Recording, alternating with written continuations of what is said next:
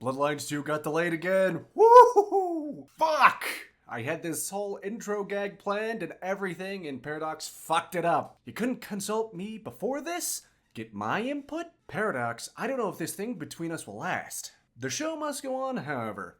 And today we're looking at the game Dark, a stealth action RPG by Realmforge, a studio known for making Dungeon Keeper we have at home. I actually rented this game back in 2013, and you will never find the shitty Let's Play I made as a kid. But this game stuck in my mind because in the manual the devs directly talk shit about the Twilight movies. Dear buyer of Dark, in the age of sparkling metrosexual vampires and movies in which the former terrors of the night have become magnets for screeching teens in the vein of male underwear models, we decided to recall the origins of the vampire myth with Dark. In the minds of men, vampires used to be superior beings of the darkness, deadly beasts capable of snuffing out any life in their way within seconds, using nothing more than their hands and teeth. It is exactly this sense of being such a superior creature that the player should feel when playing Dark. You creep quietly through the darkness, like a hunter on the prowl. Yet,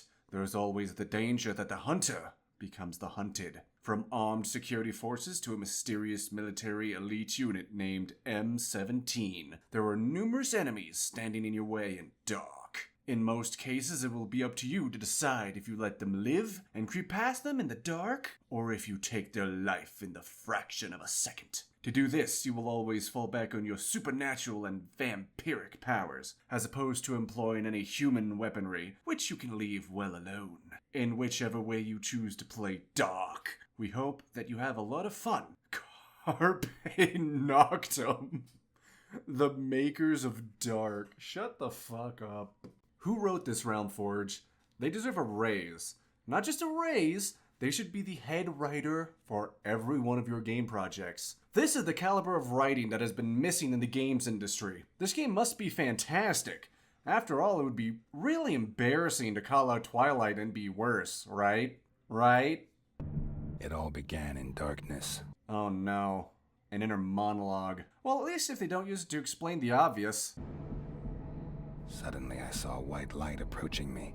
Oh, god damn it.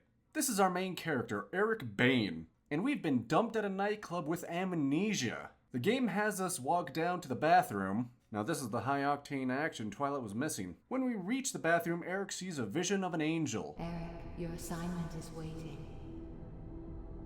Eric Bain. The name shot through my head like a bullet. It was my name, other memories. Nothing. The darkness in my head veiled everything.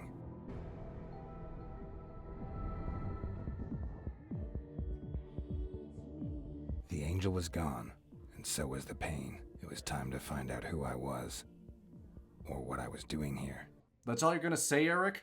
A fucking angel comes down from on high and says you have an assignment, and you just stand there like an asshole? Oh, check this out. In the woman's bathroom, they have a police poster of a game journalist that talks shit about Dungeons 1. Wanted for severe case of games journalism. If you see this criminal, shoot on sight. What the fuck? And look at this. Shadow City. That's the name of the city in the game. Shadow City. I wondered why they never mentioned the city's name in this game. I bet it's because the voice actors couldn't keep a straight face while reading that. Get out of my face! We don't need an audience. You're the ones who chose to make out in front of a public bathroom. Freaks. Eric decides to talk to the bouncer to ask if he arrived with anybody. Which is actually a smart thing to do. Though spoilers, this will be the last time anything smart happens. While talking to the bouncer, we get a pre-rendered flashback of Discount Fear that honestly looks better than anything else in the game. After that ends, Eric is told that he needs to find the head of security, Tom, since he was on duty when Eric came in. That flashback had felt pretty damn realistic. Eric, do you have a fucking brick for a brain? No shit, it's realistic. It's a memory. Why do you have no reaction to remembering getting jumped by a monster? Emote, you fucking log. Pretty. What the hell is even that? Eric heads to the bar and tries to order a drink, but a mysterious woman orders him a Bloody Mary. I'll mention this here, the cutscenes are jank as fuck. The camera cuts are so harsh it comes off as jarring, sentences are cut super close together, and the models can't emote for shit. The eyes don't move or blink, it's like talking to a store mannequin. We meet with Tom and he starts talking really vague. Hey? Have we met? Not directly, but don't we all know one another somehow? I mean, we're practically one big family. What's with the foreplay, man? I bought a vampire video game. I don't need a build-up to the reveal that Eric is a vampire. We walk and talk with Tom, who is slower than our default walk speed, and he takes us to Rose, the owner of the club. Turns out she was that mysterious woman who talked to us at the bar. So did she know that Eric didn't know he was a vampire? How come Tom didn't know that as well? If they have some sort of vampire sense, how come Eric can't sense something about them? Oh, whatever. Rose and Tom tell Eric he is a vampire, and he has an appropriate reaction. You're a... Vampire. A vampire, like Tom and me. Yeah, right. Thanks for the drink. And no offense, but I'll just be going now. Tom, show him.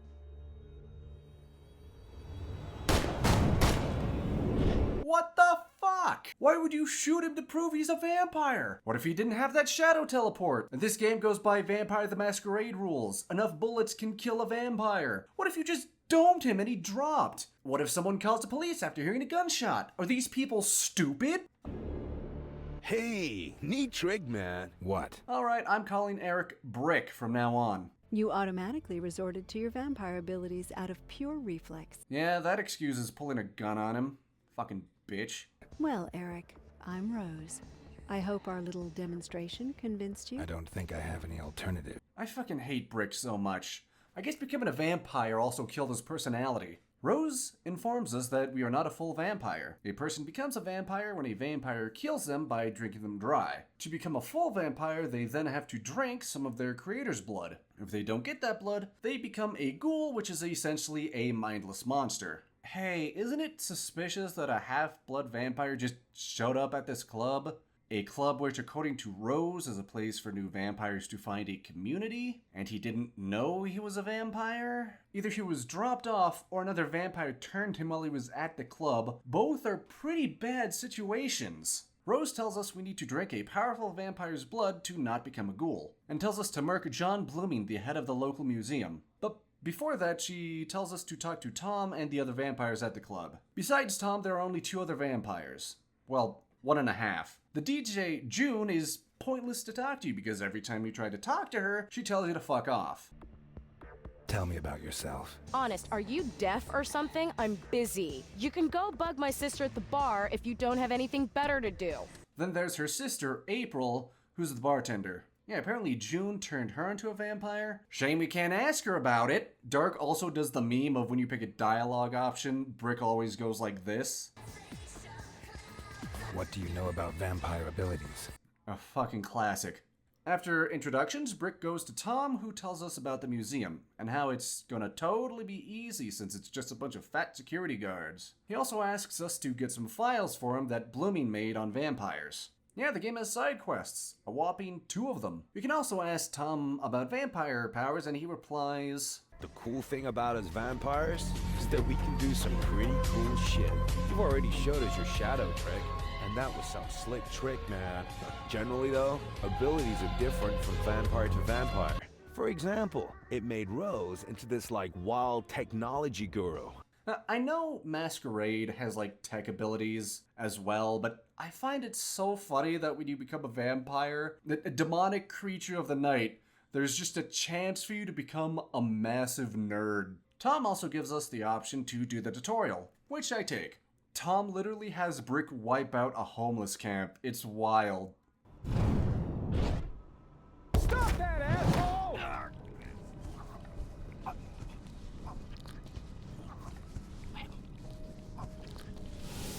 Oh, so Brick doesn't care about creating more vampires then.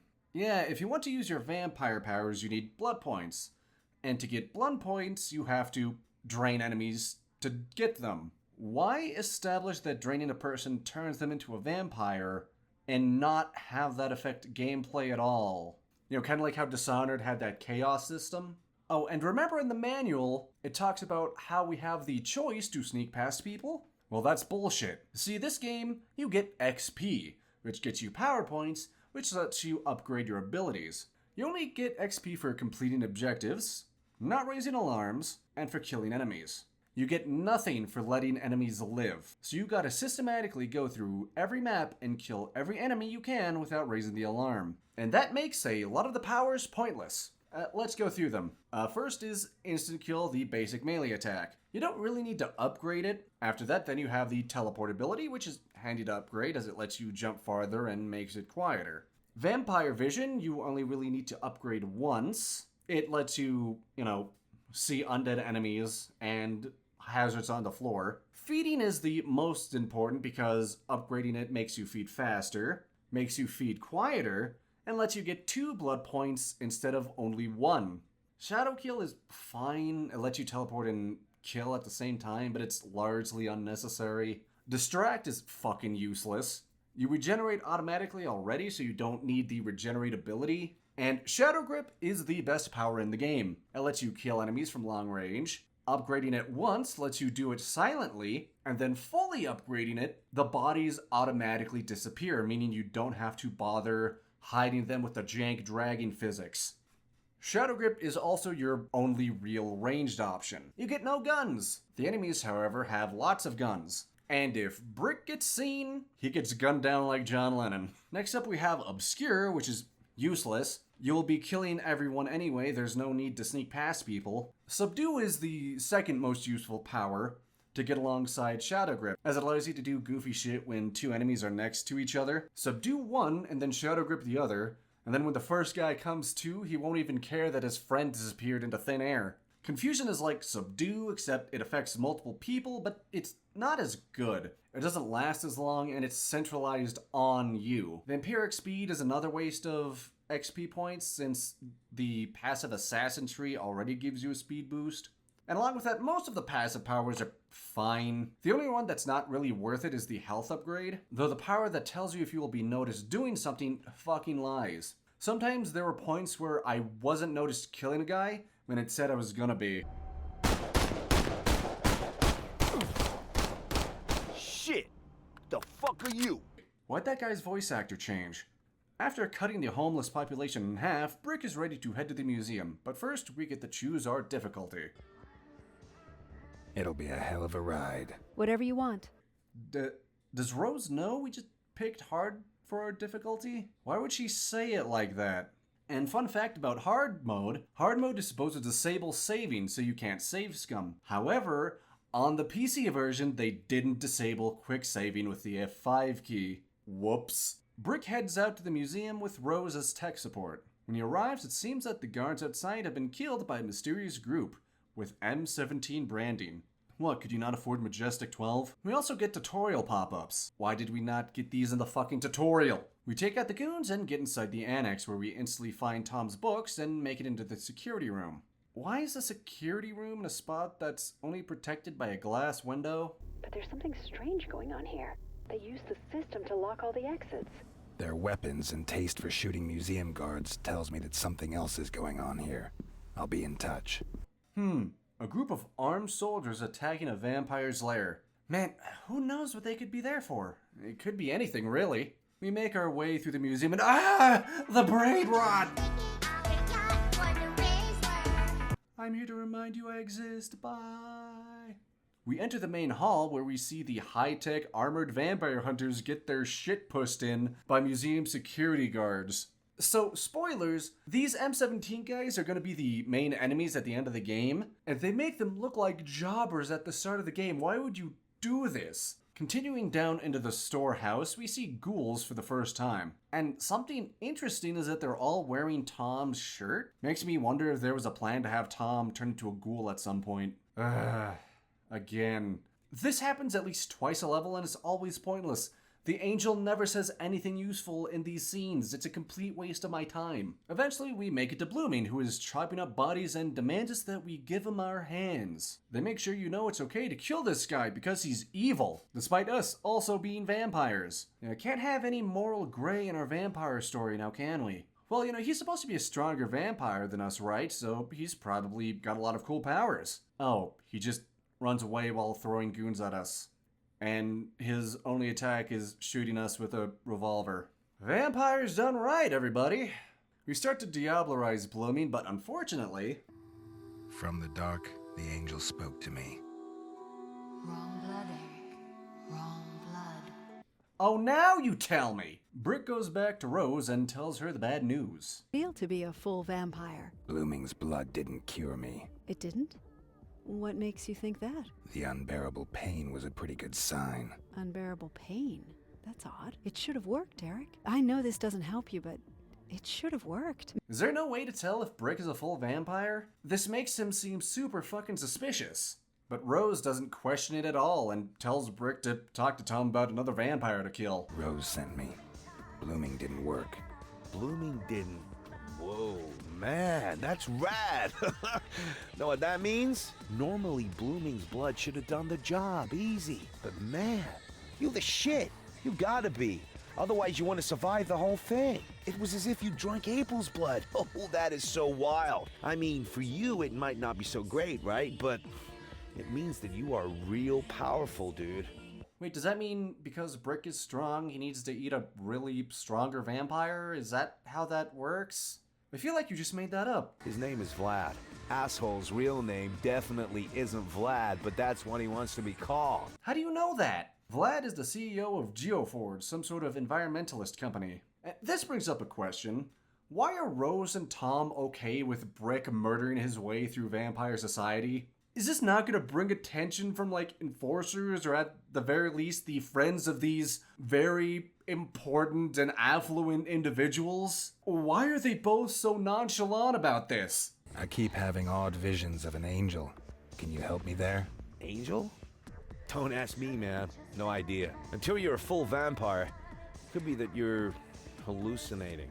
Or maybe your subconscious is trying to tell you something. Or you've developed some wicked new vampire power. I want to beat Tom's skull in with a frying pan. Tom tells us to talk to April because apparently she used to work for GeoForge when she was a human. But first, Brick is short on blood, and Tom mentioned we can get some from this chick. We're quieter. Sure thing,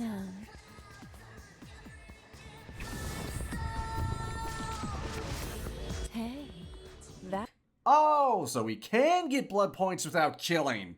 Why isn't that implemented in the normal gameplay? That was fun. Don't forget me, baby. Oh, I won't, because you're the only person who goes to a nightclub in lingerie. And being a blood bag is her only purpose. You can't actually talk to her about anything other than putting holes in her neck. Anyway, we talked to April about GeoForge. Now, the departmental offices are located below them. No visitors ever get to see those, and to be honest, they're not really that exciting either. Then why did you tell me about them? She asks us to delete her data from the GeoForge database as her final side quest, and Brick heads off. I wondered what had become of me. A beast that killed for its own survival. Still in search of life-saving blood. But the creatures in the museum had been a clear sign that there was no alternative. A distracted guard gave me access. Unfortunately, I wasn't able to thank him. The guard slid to the floor. He probably wouldn't be the only victim, but I had no choice. Crawling in my skin!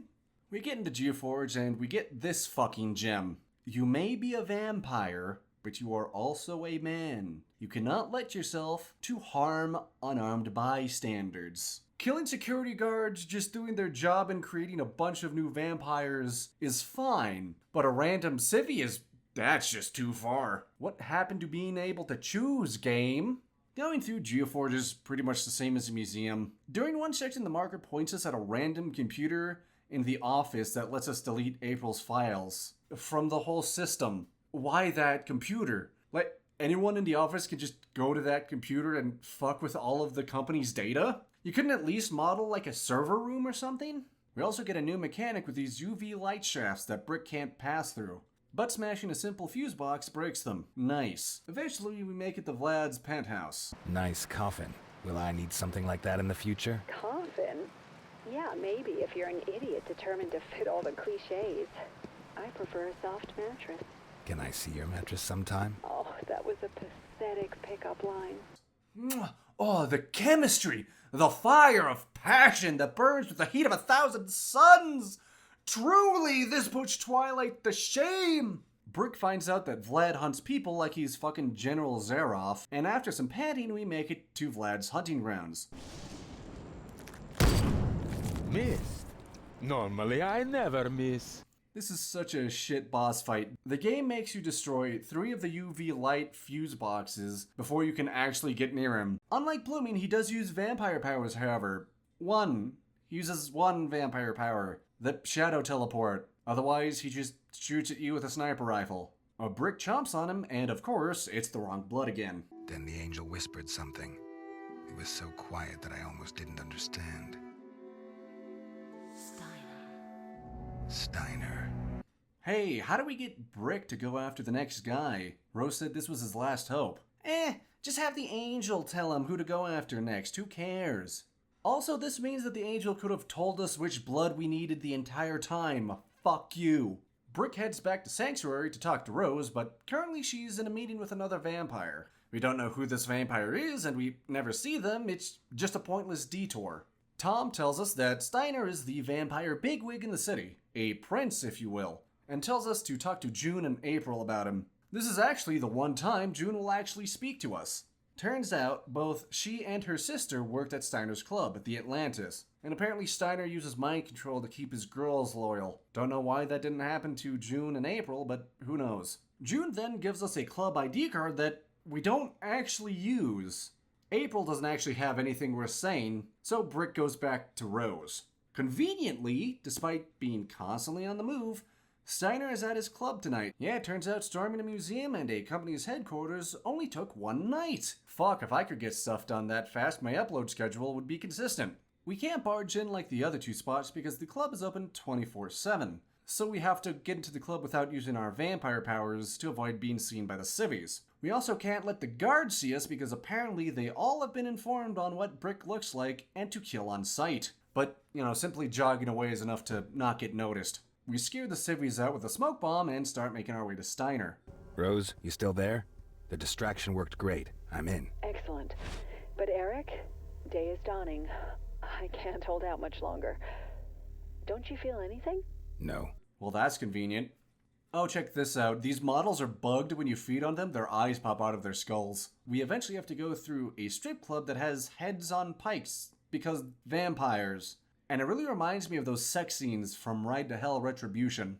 We open a door and Brick tells Rose to go lie down. Rose, are you still there? Yeah, sorry. I'm still here. But I can hardly keep awake. Okay, Rose, lie down, get some sleep. I can handle this alone. And only 3 rooms later... Rose, are you still there?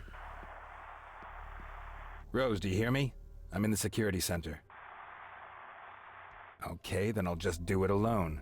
Asshole! You just told her to go to bed. What is your problem? We finally make it to Steiner, who we can actually talk to. Tell me about Vampire Society. Vampire Society?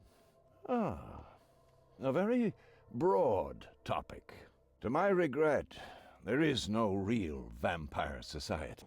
See, guys? We aren't like Masquerade at all! All of the other dialogue options are just a waste of time. It feels like they wanted to have it so you could maybe convince him to give you his blood or maybe betray your friends, but it was never implemented. We then get a slideshow cutscene of Brick getting his ass handed to him. The sunlight should have been my ally, but Steiner seemed to be immune to it.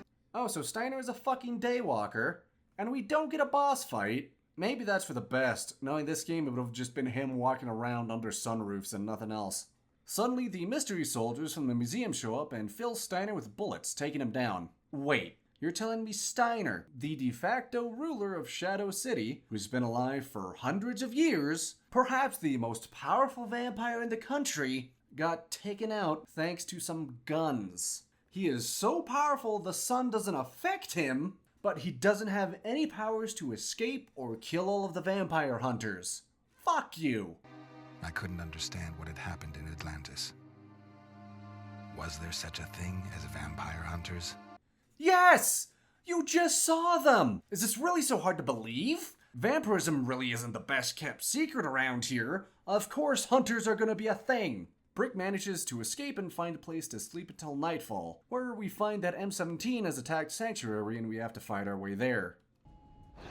Why don't they all have that armor? Check this out. We find a PDA that says all 3 targets have been eliminated, and that Project Dark will have been a complete success. Keep that in the back of your mind, that will be important for later. We make it to Sanctuary where the place has been trashed. Did they also kill the civvies that were here? Was the club open at the time? It seems to be open all night. Isn't this gonna draw attention? June and April are dead. I was gonna make a joke about how I don't care, but Brick cares even less than me. He doesn't even really acknowledge it. I hoped it wasn't too late for Rose. There's a mini boss fight with a super armored guy that's lame as fuck. You pull out one of his power cores, wait like 10 seconds, and then do it again while they stand there looking in one direction. After that, we find a tracker that Brick assumes Rose left, and it leads us to Cryogenic. Turns out Cryogenic is a front for M17. We follow the tracker through the facility, but oh no! It was a trap and we get frozen. Brick then wakes up to the Angel, who turns out to be a hot scientist lady. Very good.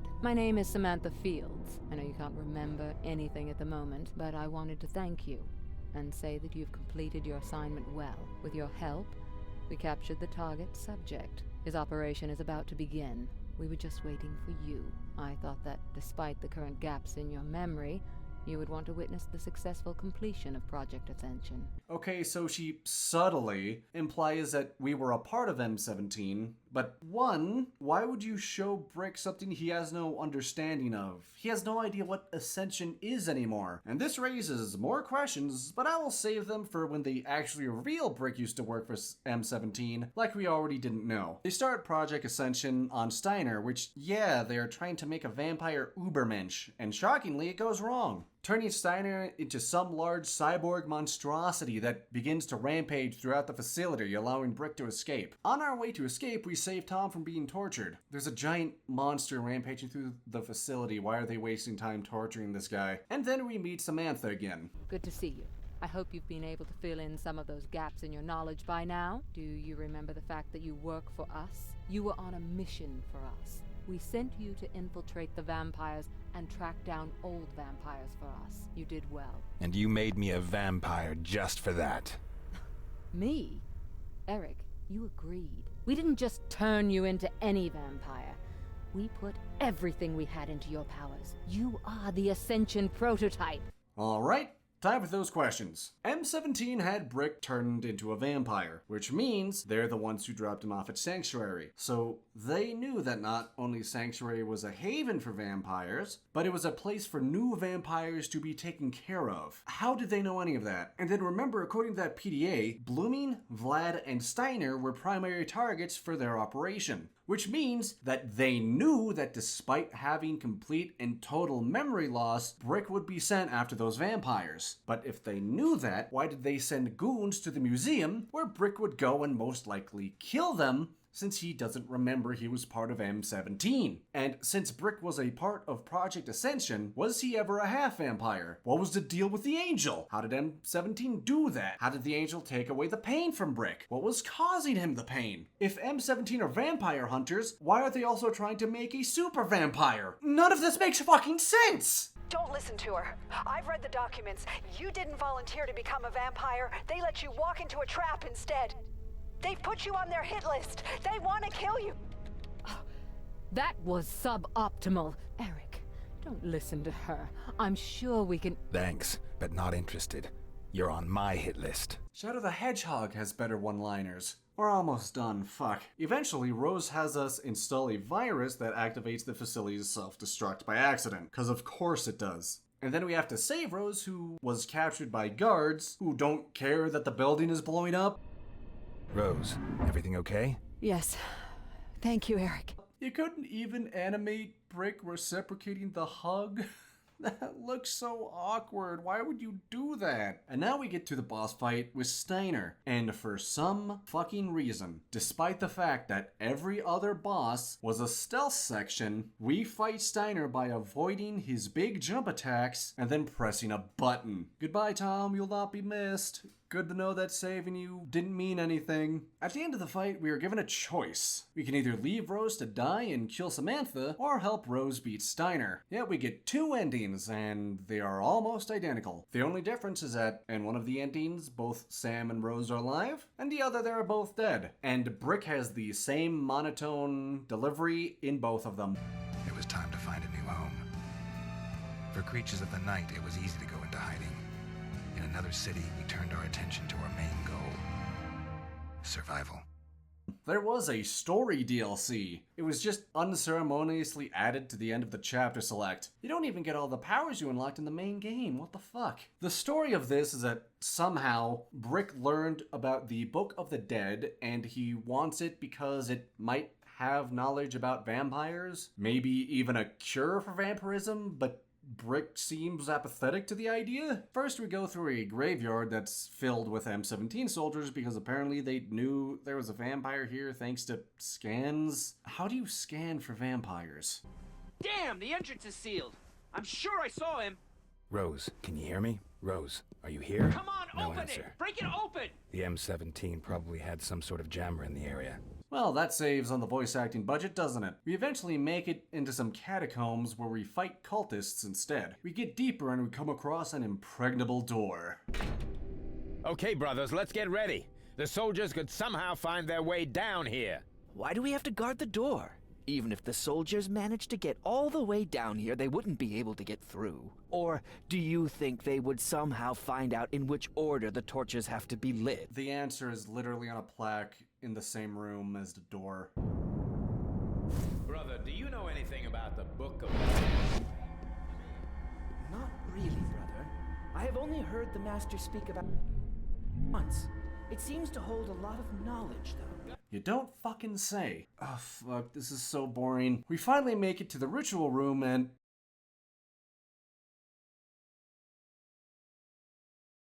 They didn't even put a kill zone in case someone falls out of the map. And this wasn't the first time this happened to me either.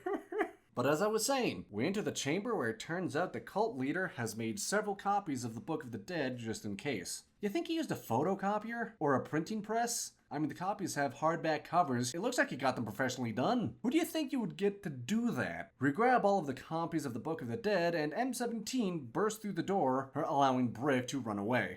Looking at the pages, I noticed it was written in characters I'd never seen before. I had to find someone who could make something out of it. Worst case scenario, it would take months, or even years. But time wasn't an issue. I was a vampire.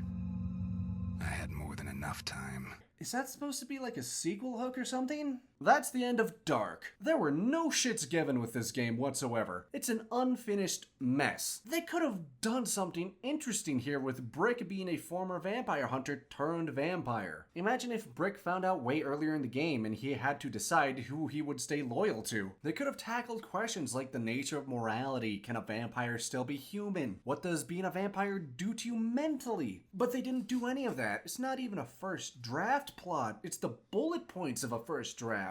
How embarrassing that they had the audacity to shit on Twilight when not only is Twilight better written, Twilight also has better gameplay. But I will say this, Realmforge, make Dark 2, because it would be really funny if we got Dark 2 before Bloodlines 2. Anyway, that's it for me. Peace.